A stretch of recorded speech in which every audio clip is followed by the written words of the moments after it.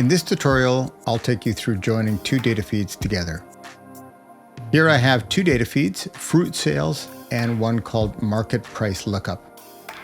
Let's take a quick look at that one and see what it looks like.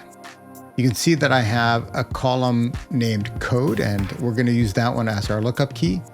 And then we have another one called today's market prices. Let's now go back to that first data feed, the fruit sales one.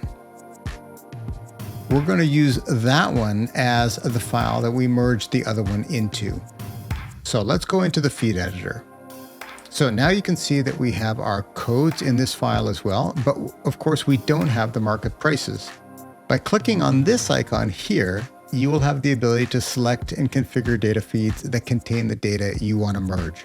So here's our lookup feed. And as an aside, if you need to search for data feeds, if you have lots of data feeds, you can click on this filter icon here. So now let's go back. We'll choose the market price lookup data feed and then click next. And the first thing you'll be asked for is to specify the key that you will use to align these two data feeds. And of course, we're going to select code for both of them and then click next again. And then of course, you can select the data that you want to merge. And in our case, there's only one thing that we want to merge. We want to bring in market price. And now, just depending on the type of join needed, the type of data that you have, there are some additional options.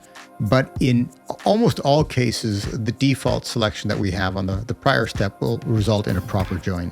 So then click merge, and right away you can see that we now have our market prices side by side in our original data feed. And that's it. That's how to configure and merge data from other data feeds.